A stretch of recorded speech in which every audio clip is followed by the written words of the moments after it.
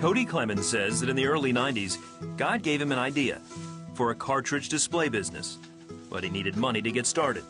His wife Sherry explains.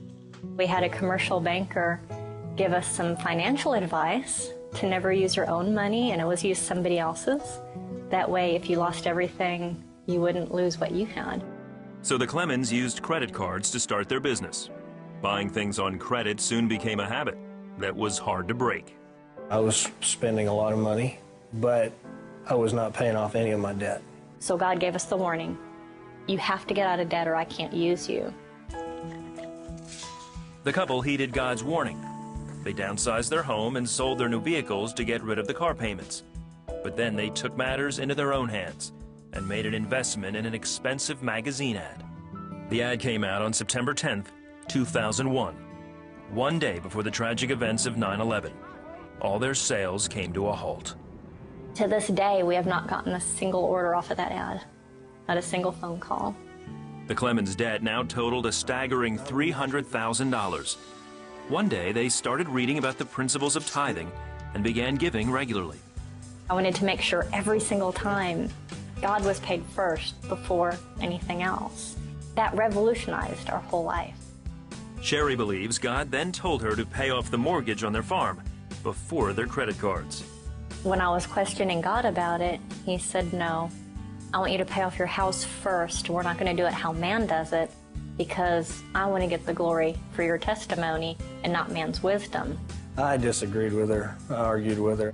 So I just kind of turned him over to God, and I was like, God, you deal with them. You're not listening to me. It's your problem.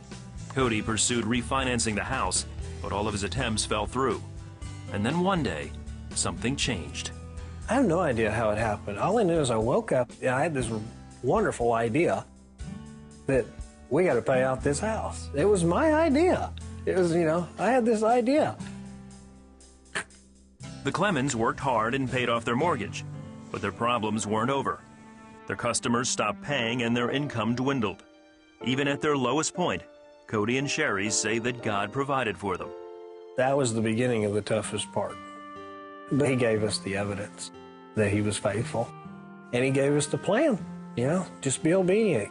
Hang in there. He'll pull us through that fire. Cody and Sherry knew God was faithful, and they continued to tithe and trust.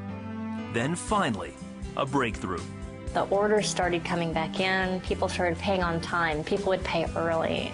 It was just wonderful. It only came together when we really understood what his desire was, and we got an agreement with him. Through the years, Cody and Sherry have continued to give to their church and to CBN. When we started sowing into CBN lavishly, we started seeing all these new blessings of provision coming into our life.